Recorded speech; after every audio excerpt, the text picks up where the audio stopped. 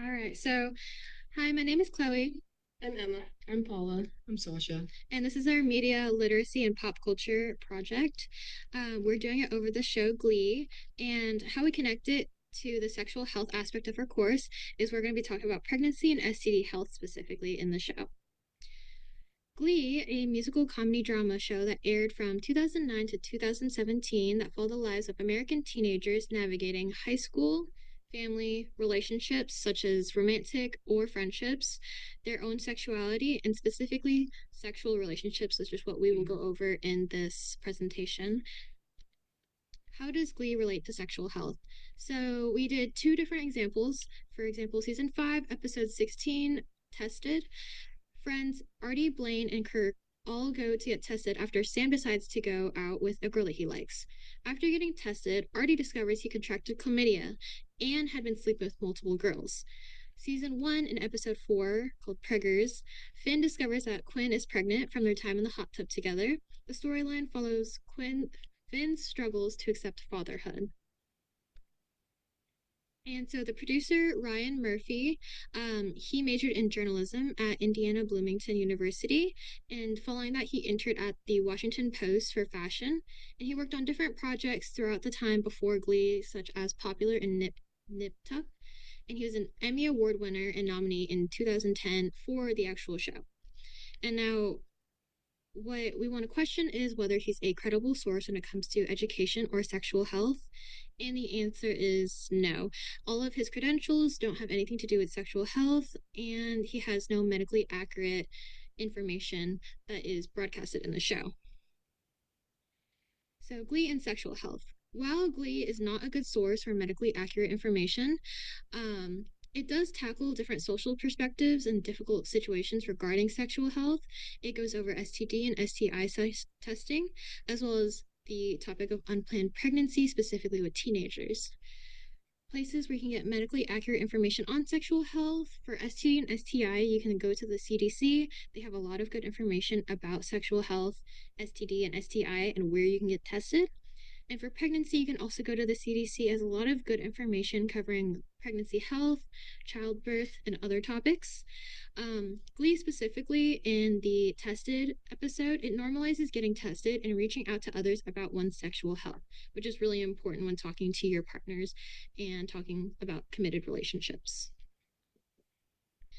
For the analysis of sexuality, it kind of covers two different topics: sexual health, which focuses on the testing for STDs and STIs. For example, Sam wants to get tested before he starts a new relationship, and pregnancy.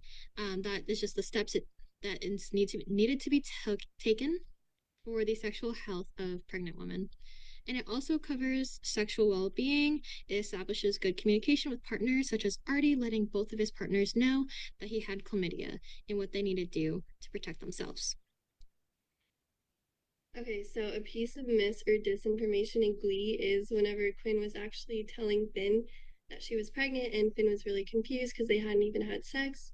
And Quinn had told him that it was when they were like in the hot tub together, he ejaculated and like the sperm like swims faster or something.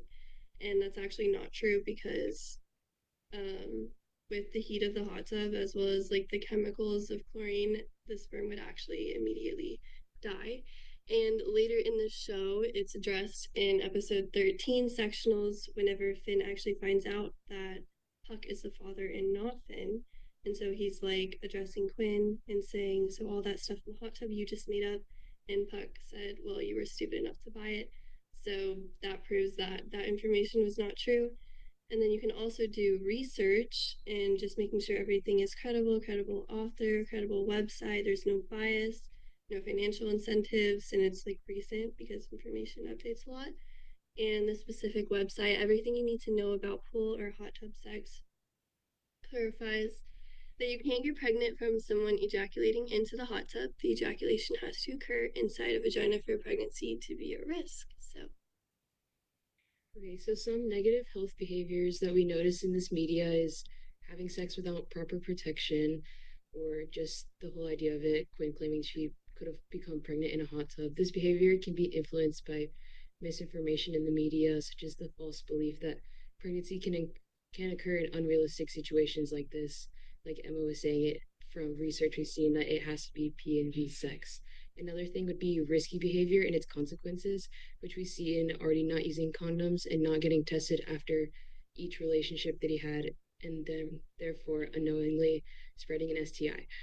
Um, this media often normalizes high rates of teen sexual activity without showing the consistent use of protection or the importance of regular STI testing. Viewers may think that condom use and testing aren't necessary after each relationship when we learn this isn't true. So, some things that we could say to address misinformation here, if you hear it like in the real world, one thing you could say is actually it's not possible to get pregnant just from being with sperm in a hot tub. According to the UCF Center, for pregnancy to happen, the sperm has to enter the vagina during unprotected sex, which is why it's so important to use condoms. Another thing you could say is that the media will often exaggerate or spread myths about sex, but it's important to understand the truth according to the CDC that using condoms correctly is one of the most effective ways to prevent pregnancies and transmitting STIs specifically. Practicing safe sex and getting tested regularly after each relationship is crucial in protecting not only your own health but also any potential partners. And some credible or factual information. One thing we noticed during the show that was credible was the representation of actually going and getting tested for STIs before starting a new relationship, which we see with Sam suggesting getting tested before starting a new sexual relationship. So this is medically accurate or credible because routine STI testing is recommended by the CDC to maintain proper sexual health, especially considering how many infections out there do not initially show symptoms. So, according to the CDC, STDs or HIV can spread from a single sex act with an infected partner, further supporting that getting tested before beginning any new relationship was a credible and socially important message to show viewers. So, the positive health behaviors that could be gotten from this episodes is that this could influence viewers to get STI or STD tested before starting sexual relationships with a new person. This is really important because, like the CDC said, STIs often have no symptoms, so you may not know you have one, but these infections can cause serious health problems. Sam does the right thing and gets tested before starting with a new partner, and that is really important. This behavior also shows that he cares not just about his own sexual health, but the sexual health of his partner, and that demonstrates a healthy relationship.